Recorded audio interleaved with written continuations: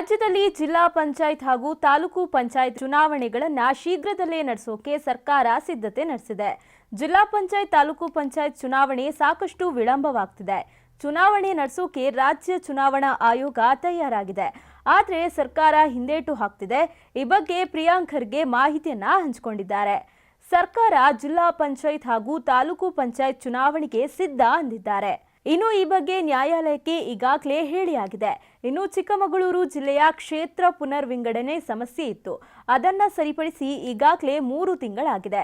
ಮೀಸಲು ನೋಟಿಫಿಕೇಶನ್ ಆದ ಮೇಲೆ ಚುನಾವಣೆ ನಡೆಯಲಿದೆ, ನಾವಂತೂ ಸಿದ್ಧರಿದ್ದೇವೆ ಅಂತ ಪ್ರಿಯಾಂಕ್ ಖರ್ಗೆ ಹೇಳಿದ್ದಾರೆ.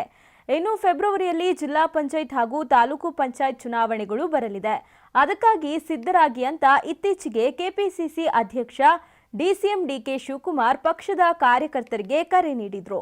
ಈಗ ಗ್ರಾಮೀಣಾಭಿವೃದ್ಧಿ ಸಚಿವರು ಚುನಾವಣೆಗೆ ನಾವು ಸಿದ್ಧ ಅಂದಿರೋದು ಮುಂದಿನ 3 ತಿಂಗಳಲ್ಲಿ ಜಿಲ್ಲಾ ಪಂಚಾಯತ್ ಹಾಗೂ ತಾಲೂಕು ಪಂಚಾಯತ್ ಚುನಾವಣೆ ನಡೆಯಬಹುದು ಅಂತ ಅಂದಾಜಿಸಲಾಗ್ತಿದೆ. ಬಾಯಲ್ಲಿಟ್ರೆ ಬೆಣ್ಣೆಯಂತೆ ಕರಗುವ ಜೀನಿ ರಾಗಿ ಬಿಸ್ಕತ್ ಹಾಗೂ ಮಕ್ಕಳಿಗೆ ವಿಶೇಷವಾಗಿ ತುಪ್ಪ ಮತ್ತು ಬೆಣ್ಣೆಯೊಂದಿಗೆ ತಯಾರಿಸಿದ ರಾಗಿ ಸರಿ ಹಿಟ್ಟಿನ ಬಿಸ್ಕತ್. ಇನ್ನು ರಾಜ್ಯದಲ್ಲಿ 2020ರಿಂದ ಜಿಲ್ಲಾ ಪಂಚಾಯತ್ ಹಾಗೂ ತಾಲೂಕು ಪಂಚಾಯತ್ ಚುನಾವಣೆಗಳು ನೆನೆಗುದಿಗೆ ಬಿದ್ದಿವೆ. ಕೋವಿಡ್ ಹಾಗೂ ಕ್ಷೇತ್ರ ಪುನರ್ ವಿಂಗಡಣೆ, ಮೀಸಲಾತಿ ಗೊಂದಲ, ಪಂಚಾಯತ್ ರಾಜ್ ಕಾಯ್ದೆಗೆ ತಿದ್ದುಪಡಿ ತಂದು ಕ್ಷೇತ್ರ ಪುನರ್ ವಿಂಗಡಣೆ ಮತ್ತು ಮೀಸಲಾತಿ ಅಧಿಕಾರವನ್ನ ರಾಜ್ಯ ಚುನಾವಣಾ ಆಯೋಗದಿಂದ ವಾಪಸ್ ಪಡೆದಿದೆ.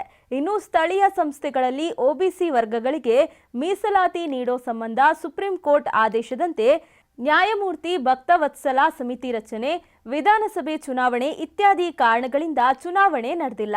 ಈ ವಿಚಾರವಾಗಿ 2021ರಲ್ಲಿ ರಾಜ್ಯ ಚುನಾವಣಾ ಆಯೋಗ ಹೈಕೋರ್ಟ್ ಮೆಟ್ಟಿಲೇರಿತ್ತು. ಕಾಲಮಿತಿಯೊಳಗೆ ಮೀಸಲಾತಿ ನಿಗದಿಪಡಿಸೋದಾಗಿ ರಾಜ್ಯ ಸರ್ಕಾರ ಹೈಕೋರ್ಟ್ ಮೆಟ್ಟಿಲೇರಿತ್ತು. ಆದರೆ ವಿಳಂಬ ಮಾಡಿದಕ್ಕಾಗಿ ಹೈಕೋರ್ಟ್ ರಾಜ್ಯ ಸರ್ಕಾರಕ್ಕೆ 5 ಲಕ್ಷ ದಂಡ ಕೂಡ ವಿಧಿಸಿತ್ತು.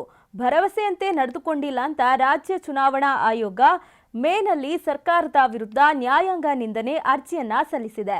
ಹಲವು ಬಾರಿ ಅದರ ವಿಚಾರಣೆ ನಡೆದಾಗ ಮೀಸಲಾತಿ ಕರಡು ಸಿದ್ಧಗೊಂಡಿದ್ದು ಅನುಮೋದನೆ ಹಂತದಲ್ಲಿದೆ ಅಂತ ಸರ್ಕಾರ ಹೇಳುತ್ತಾ ಬಂದಿದೆ. ಸದ್ಯ ಆ ನ್ಯಾಯಾಂಗ ನಿಂದನೆ ಅರ್ಜಿಯು ಜನವರಿ 29ಕ್ಕೆ ಮತ್ತೆ ವಿಚಾರಣೆಗೆ ಬರಲಿದೆ.